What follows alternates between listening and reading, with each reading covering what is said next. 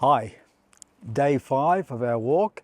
This is from 30 kilometers from Logron to Nájera, and we are actually in Navarrete right now, 13 kilometers into our walk, and this is a very significant place. As you will have seen, this is Posada Ignatius just here, and we are following the Ignatian exercises, as you know. This is a very significant a hotel, as it were, because it was the palace of the Duke of Nájera, and Ignatius lived here from 1517 to 1521, where he served as the Duke of Nájera's gentleman. He helped defend Navarrete, and went from here to Pamplona, where he defended Pamplona against the French. It was there that he was injured badly. His leg was shattered, and he was taken from there back to Loyola, where it was that he wanted to read some romantic novels, but there was none to read. All that was available were the Gospels and the stories or biographies of Saint Dominic and Saint Francis. Ignatius read these, and his warrior heart was aroused from the point of view that he wanted to become like them rather than be the gallant soldier out there conquering. So he just wanted to conquer for a different kingdom. He was converted and made his way back here, visited again the Duke and asked the Duke for his back pay. He got it, and then he distributed that to a whole heap of people. We don't know who they were, but he gave all his money away, and he then continued on to Manresa, where it was that he wrote these spiritual exercises that we are following. Today has been a pretty windy day. In fact, just down the road there, I was nearly blown over. We are getting over the wind a bit. However, we will persevere and push on now to Nájera, where it is that we will meet you again.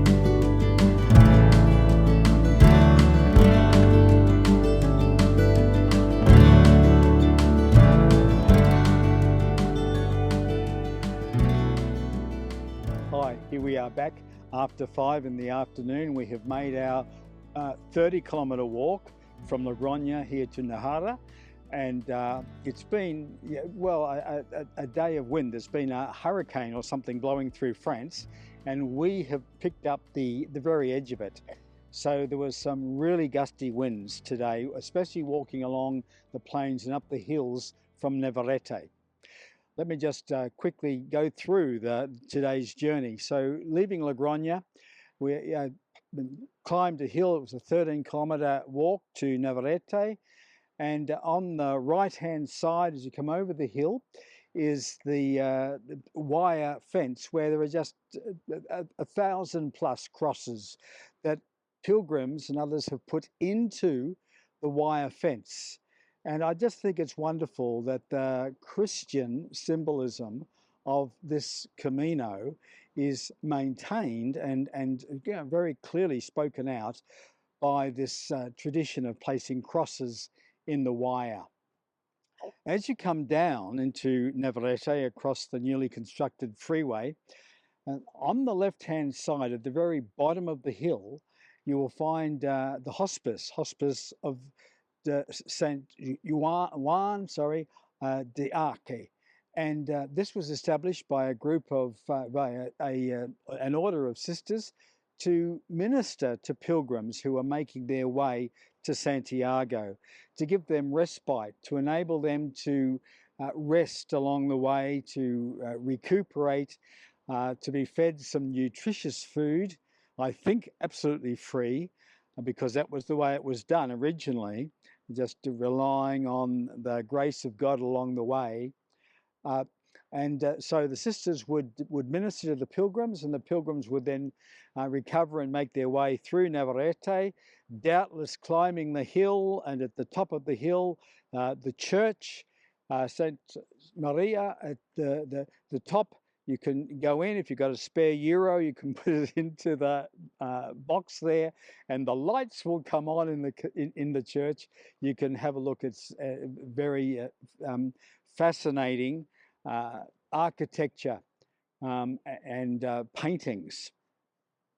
Right opposite that is a little cafe for pilgrims, and I just want to recommend that. I've been there. We've been there a few times, and yeah, just a good coffee and wonderful friendly service. Passing up through Navarrete on the left-hand side was the Hotel Ignaciano, which I spoke about earlier. And then we wound our way out of Navarrete, past the cemetery, which itself has a history to it, particularly the facade. You can stop and read about the history of the cemetery. And just then we wound our ways through vineyard after vineyard after vineyard. I actually found some grapes that were still growing. The season's well and truly over, but there were some grapes. It's quite okay to pick grapes by the edge of the Camino. The vineyard vine dressers are very happy for you to do that. So we had a taste of the grapes and continued walking to Ventura. And on the way there, as you come up, there's a kilometre of art. And there are some, unfortunately, they've been vandalised a bit, but some very reflective paintings along the way. The one that I really liked was of Jesus just lying in that time when he was dead, between his crucifixion and resurrection. And then there's this beautiful old lady just bending over him in sheer devotion. The fact that she's an old lady, I think, also represents something of the passing of the faith. And when I say passing, not passing on, but the decrease of the faith. And it's here, Christian faith in Spain.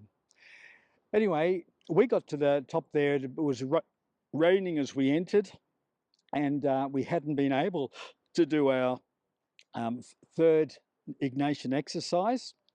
So we took refuge in a bus stop, and sat down and did the third Ignatian exercise, which was Psalm 139.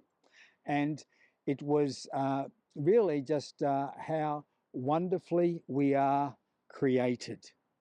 And just how it is that God, but the verse that really stuck out for me was how it is that, God has his designs for us. And let's see, designs is a beautiful word here. That was what I said, Lord, show me more of your designs for my life. For James, it was a fact of, wow, how awesome it is to know that he was planned before time and brought into the world at this particular time for God's purpose, for his design. So that was our reflection on Psalm 139. We continued our way out of that town, and towards Nájera, and that was going to be now a 17-kilometre walk, which was quite arduous, again, through the vineyards. Arduous because of the wind that, again, was blowing quite badly. As we approached Nájera, there was what looks like a beehive. You can't miss it as you come along.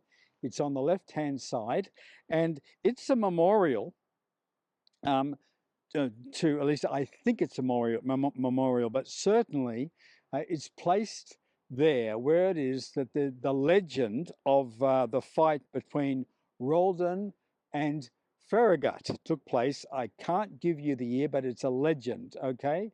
Now, Farragut was a 9-foot Syrian giant who had taken over the town of Nájera. And he was very oppressive of the people. And anyway, there was a group. There was Roldan coming with his troop of French soldiers on the Camino to Santiago, and came across Farragut and challenged him, a bit like David and Goliath, actually, challenged him to a fight. Farragut accepted the challenge, and initially, after a 2-day ongoing battle, was appeared to be successful. I won't go into the gruesome details about how Roldan finally actually killed Farragut, and with that, the Syrians and the I guess the Muslims just withdrew from the town of Nájera. So that it became a Christian center. As a matter of fact, there's a cross on the hill over the top of Nájera, here overlooking Nájera. I can't help but wonder if that's just a sense, because the townsfolk were so pleased that they gave Roldan a whole heap of treasure. Now, if you want to spend time here, that treasure is hidden somewhere near the Beehive Dome. So this is the legend anyway, because the people of Nájera were so thankful to Roldan for what it was that he did. Just a legend of the Camino, something interesting to know. The other thing that I just want to mention is I forget about the walk. Oh, I know. Yes, two things.